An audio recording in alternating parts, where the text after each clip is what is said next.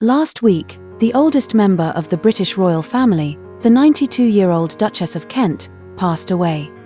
Her husband, the Duke of Kent, was the late Queen Elizabeth II's cousin and a central figure on the Buckingham Palace balcony during Trooping the Colour. Both Buckingham Palace and Kensington Palace issued statements of mourning, while William and Kate wrote, "Deeply missed." Many members of the British royal family are known for their longevity. The late Princess Alice, Duchess of Gloucester, died at the age of 102, Queen Elizabeth the Queen Mother at 101, Prince Philip at 99, and Queen Elizabeth II at 96. By comparison, the Duchess of Kent did not live an easy life. She had a difficult mother-in-law and was nearly driven to despair by her husband. Living to 92 was possible only because she learned to take things in stride. On February 22, 1933, Catherine Worsley was born into an aristocratic family.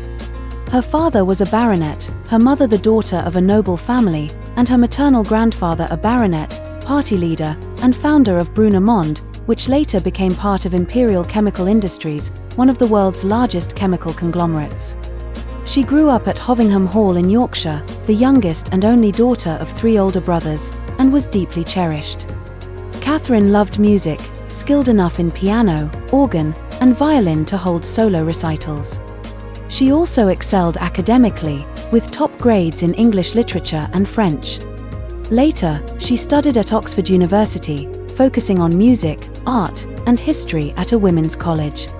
Although not considered strikingly beautiful at first glance, Catherine's blonde hair and dignified, elegant presence stood out. She was carefully cultivated, yet because she did not inherit her father's baronetcy, her future mother-in-law looked down on her. Catherine met her future husband at a hunting ball. He was 2 years younger than her, with somewhat sharp features, and bore a resemblance to his cousin once removed, the current King Charles. His name was Prince Edward, grandson of King George V. In family photos, his grandmother, Queen Mary, is seen holding him, surrounded by his cousins, Queen Elizabeth II and Princess Margaret. His father was Prince George, and his mother was the famously beautiful, Greek-born Princess Marina of royal blood. Edward's father died in a plane crash during the war, leaving Marina to raise 3 children alone. She worked tirelessly on royal duties, maintained a close relationship with her mother-in-law, Queen Mary, and single-handedly upheld the Kent branch of the family with great effort and dedication. Edward, the eldest son, inherited the dukedom of Kent at the age of 6. He later graduated from the Royal Military Academy and served as an army captain. Princess Marina was praised as incredibly great, but also described as incredibly domineering.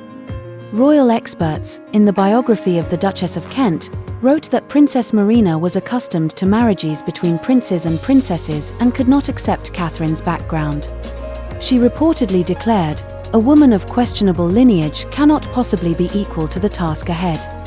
If she had lived to see today, when commoner-born princesses are everywhere, one wonders what she would have said. After all, in her own time Catherine was very much an aristocrat as well as the wealthy daughter of a distinguished family.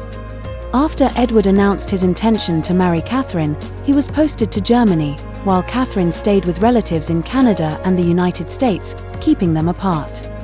A few years later, Edward returned to London and sent her flowers, and the couple finally agreed to marry. They wed in 1961, with the bride wearing the Kent pearl and diamond tassel tiara. This couple, tested by both social class and time, seemed destined for happiness, yet love and marriage are 2 very different things. Catherine's role was clear: bear children and act as an elegant complement to her husband. The couple traveled together to Canada, Ireland, Singapore, and other countries. They had 2 sons and a daughter, forming a family of 5. Her mother-in-law was proud and exacting, scrutinizing Catherine daily as if with an X-ray, judging her as inarticulate and unfit for public duties. Naturally shy, Catherine described herself as a York lass, and their mother-daughter-in-law relationship never improved. She told friends that from keeping journals and managing the household to fulfilling the role of a princess, her mother-in-law demanded nothing less than perfection. Catherine felt constantly pressured and struggled to keep up. Close friends revealed that Catherine was quiet and rarely gave public speeches, but she was kind-hearted and highly capable. When her mother-in-law, Princess Marina, passed away from a brain tumor at age 61, Catherine took over the responsibilities of the Duchess of Kent and quickly adapted.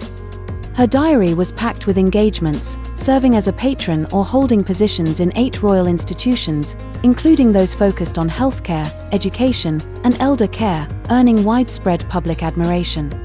Prince Edward, however, followed in his father's footsteps, largely absent from home, uninvolved with the children, and living freely.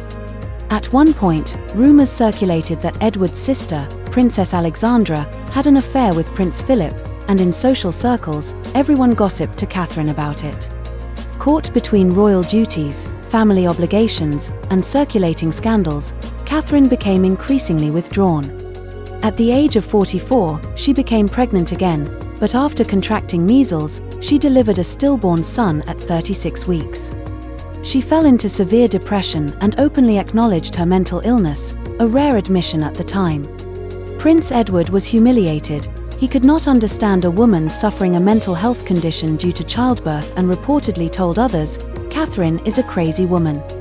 Catherine devoted herself entirely to her family and her duties, yet her husband remained cold and indifferent, and was the family's foremost spendthrift.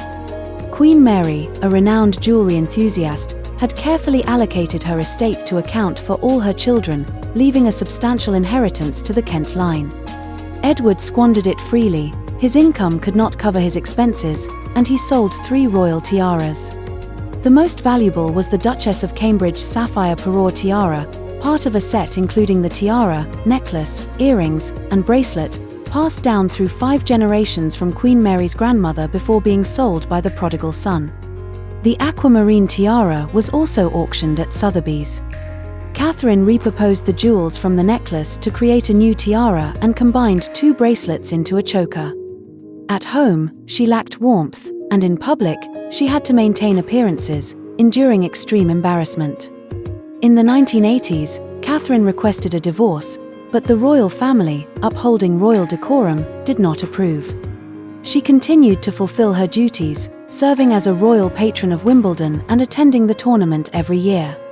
She presented awards to the winners while also showing kindness to the losers. One year, when Czech player Jana Novotná lost to Steffi Graf and broke down in tears on court, Catherine went over to embrace and comfort her. The public praised her, a compassionate princess, embodying the best image of royalty. Perhaps because both faced unhappy marriages and carried heavy burdens, Catherine became close friends with Princess Diana, 28 years her junior, and the two confided in each other completely. When Diana divorced in 1996, almost all of her royal friends withdrew their support, but Catherine stood firmly by her side. By 2002, at the age of 70, Catherine requested a separation, giving up her royal duties and her Royal Highness title, and the Queen agreed. She converted to Catholicism, different from the royal family's Protestant faith, and the Queen consented without hesitation, a clear sign of her respect and recognition. While others sought to remain princesses, she reinvented herself as a primary school music teacher. She taught music in a school in Hull for 13 years and also gave piano lessons from her apartment near Kensington Palace, earning the nickname Mrs. Kent. She took the initiative to co-found the music charity Future Talent with Friends, providing free instruments and lessons to underprivileged children aged 6 to 18. No longer silent and reserved, she gave interviews on the BBC, made countless phone calls, organized programs, and raised funds. She also served as Chancellor of the Royal Northern College of Music and as Director of the National Youth Music Foundation, earning widespread respect. To the outside world, she seemed to enjoy both longevity and prosperity at 92, but in reality, she had nearly been driven to despair. Her situation mirrored, in some ways, the pressures Diana faced in her marriage, one seeking love, the other career, yet their fates turned out very differently. In a sense, it was only in her later years that she discovered her true calling and finally lived a life of genuine happiness.